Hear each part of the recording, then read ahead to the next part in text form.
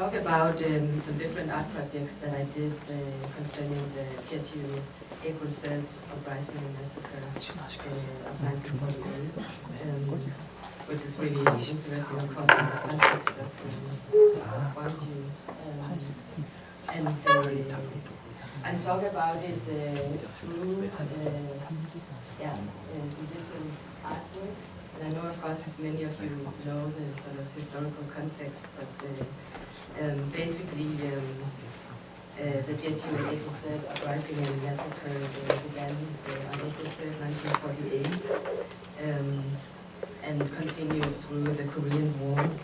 And it was an event that was effectively silenced for around 50 years, and that in many ways remains charged today, particularly with some of the recent Im Young-bak and Park Geun-hye administrations.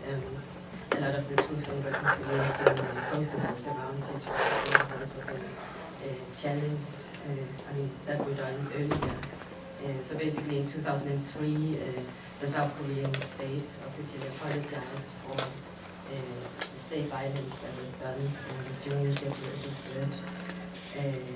So I mean, I see Jeju April 3rd as a really kind of, I mean, maybe an important event, like also in the context of the division of Korea. So I mean, another reason that Jeju was so heavily suppressed was because Jeju Islanders rejected the May 10th national election for an independent South Korean state. So that's also part of why it has been silenced also. This is just, I just wanted to share some quick images. This is kind of like the official, I mean, this is how, Jeju, this is how it looks. So the massacre event is not necessarily immediately what comes to mind when people go to Jeju, which is nowadays like one of the main tourist destinations in Korea. But I mean, for a long time before Jeju Island became part of the Joseon dynasty, it was an independent island nation called Jamna. So it has a really kind of distinct history and culture from the mainland. And it was used for a long time as a kind of prison colony for political dissidents. And this is, so I just wanted to share a few different imaginaries of Jeju. This is from the US propaganda film that was shot during Jeju April 3rd, that I will talk about a little bit later. And then the more recent issue on Jeju has been the construction of the Jeju naval base. So nowadays, it's been considered a kind of prime military strategic location because of its geopolitical location in the East Asia region. And then, so I mean, I will talk about, I mean, I guess what I've been trying to do with the different works around Jeju has been kind of taking a multi-directional approach to Jeju April 3rd and how it is being remembered and negotiated today, primarily in a sort of local context. So one of the main works that I did was this video installation, which sometimes I also show as a film, called Reiteration of Dissent. So now I show this work sort of independently, but in the beginning it was part of, this is that's supposed to be an image, but it's like a kind of dark image, but it was first part of an exhibition project called Dissident Translations, which besides this video installation, Reiterations of Dissent, consisted of several other works that connect the Jeju April 3rd uprising and massacre to other events in Jeju. So this is another project from the Dissident Translations exhibition, which is called Island of Stone. And it centers around the resistance against the Jeju naval base, which really escalated some years ago, around 2011. So the film, the installation centers on the arrest of Yang Yun-mo, who's a film critic, who's from Kangjong village, where the naval base has recently been constructed. So he was violently arrested and went into a hunger strike, which really reignited or made the local resistance into a kind of national and international issue. And it was a kind of interesting moment also because the memories of Jeju April 3rd became really ignited within this context of the remilitarization of Jeju Island. And also the naval base resistance in Jeju was also, I mean, people began to connect it to anti-military base activism in Okinawa and Guam, so there was also a lot of sort of transnational solidarity happening. And this is just to show this is how it looks nowadays. There's really a massive scale base, which yeah, I mean, this is in a town of less than 1,500 residents, where they built the base. But what has been interesting has also been sort of like how a lot of the activists who went to Jeju have sort of permanently settled in Kangjong village, are kind of like trying to, even though the base has been constructed, to create a kind of life there. And I think it really also ignited a kind of new generation of activism within Jeju. And then, you know, so yeah, in this exhibition project, it was kind of like taking a kaleidoscopic perspective also. So you would go first from this work about the kind of present issue of the naval base construction, and then into another room. I don't know if we can turn on the light, maybe, where I showed the work Reiterations of Dissent, which deals with the sort of more specifically with the memories of the Jeju April 3rd.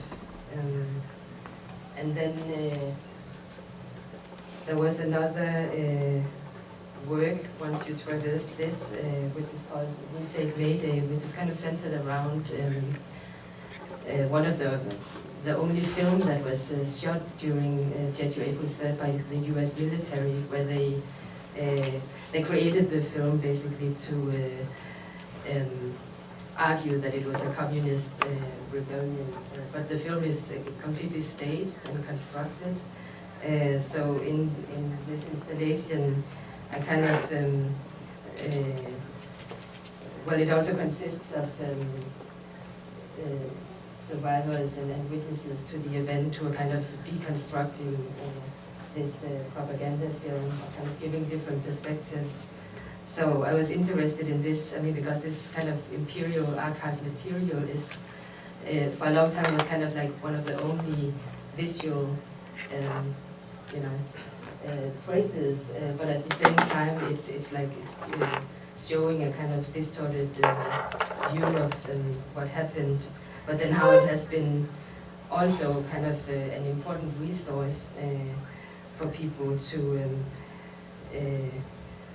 especially to talk about the US complicity in the Jeju massacre, which was denied for a long time. And then in the last exhibition room, I showed a project called Light and Shadow, and it's an installation of different text panels and photographs, and it takes outset in my grandfather's memoir, which translated into English is titled Light and Shadow. So it was a memoir that he wrote in the late 90s, shortly before he died. So he writes about his lived experience of kind of his memories of being implicated in the event. And in my treatment of it, I kind of use you know, his original sort of text and then the translation of it and a kind of commentary by me. So I guess I've been really interested in this kind of transgenerational transmission of memory, but also in my own case, kind of the affinity and distance to this event, because I didn't grow up in Jeju, but at the same time, I mean, it has been important to me to go into. So this kind of like dislocated translation, a point of view that I think I bring into the story. And then also in the Light and Shadow project, I point to another resistance movement, which my grandfather also wrote about, which is the Jeju Women Divers anti-colonial resistance. And the women divers are kind of very often exoticized in a Korean context, but this event was actually really important. It was one of the largest women's movements during the colonial period. So sort of, trying to look at the women divers in another light, like as a kind of important resistance movement, which happened in the early 1930s. And then, so, I mean, I guess as a whole, Dissident Translations looks at the Jeju April 3rd as an important event for understanding this interim period between decolonization and independence, but also the Cold War sentiments that led to the outbreak of the Korean War. And then on the other hand, it sort of looks at Jeju April 3rd as one amongst a series of local resistances against sort of foreign military interventions, both by the mainland Korea and by the other forces, and how it kind of, with the Jeju naval base issue, has regained or reflects escalating tensions on the Korean peninsula, and also the US pivot to Asian military strategy, which I think the Jeju naval base is part of. Then I'll talk a little bit more about reiterations of dissent.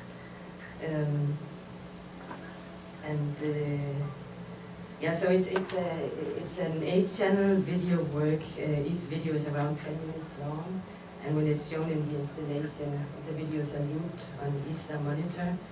So you enter the space, and you can't really see all the videos at once, you know, but at the same time you can isolate your view just to one single monitor. So you kind of always have this competing or layered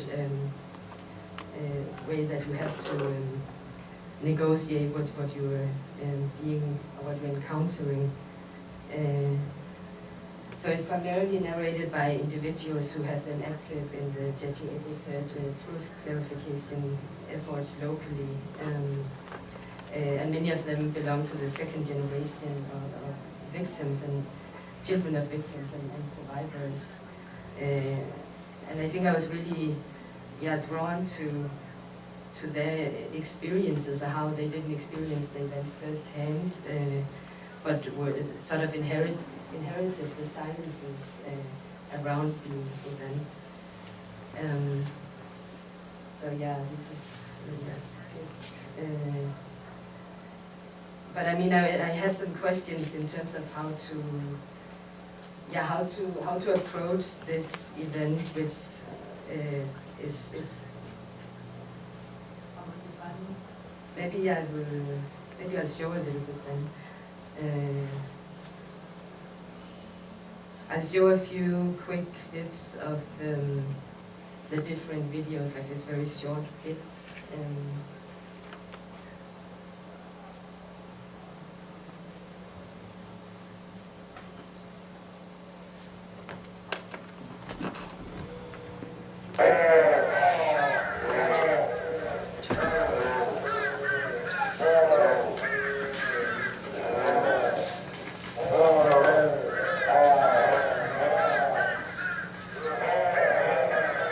So 제 나이가 7살 때 세상을 겪었으니까 어린데 10월 5일 하늘에 번진 구름에 번진 그 불빛이 이동하는 거예요. 저쪽에 볼 때는 매일매일 불을 지나가지고 까마귀 떼가 날고 그래서 미치고 그들만 신나는 까마귀 한 마리가 우리 집 근처 감나무 앉아서 불이 이렇게 하는데 툭 떨어져 먹으니까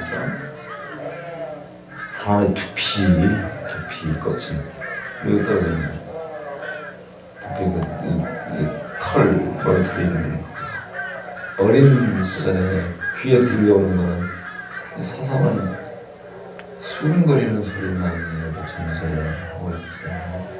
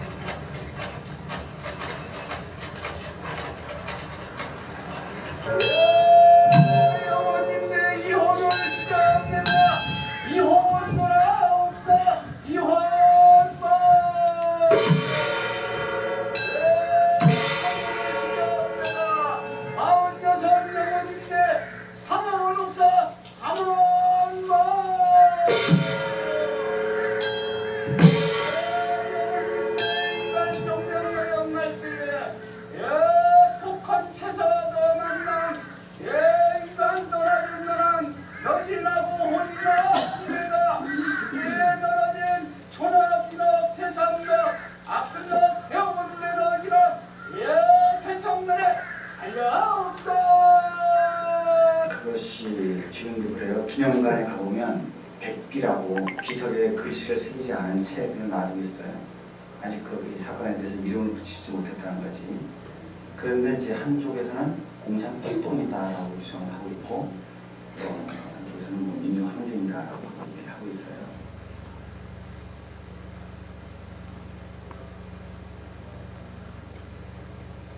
어떤 미국의 시각, 미국의 이데올로기 그것을 배제하고 어떻게 우리의 시각, 우리의 사건과 그 필름을 해석할 것인가가 주요한 관점이 되었습니다.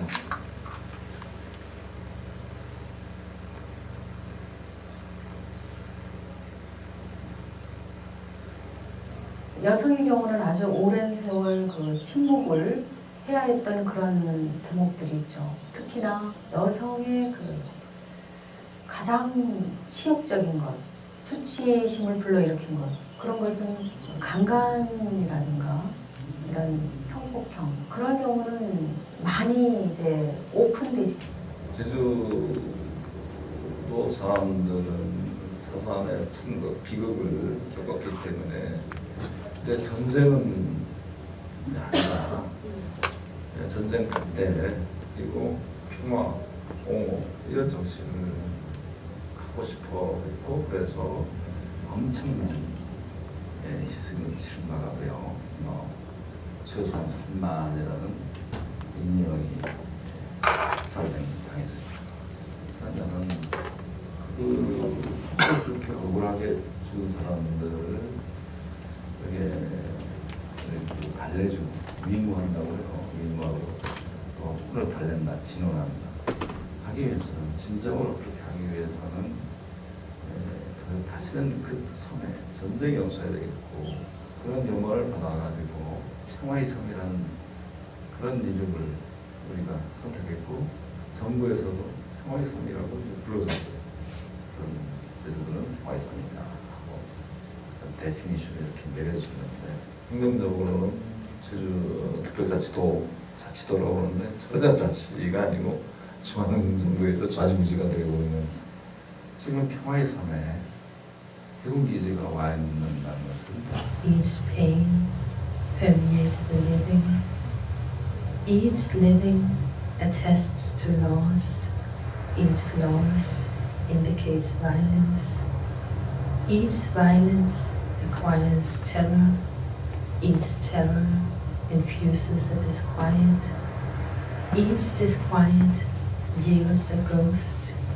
Each ghost cries for lament.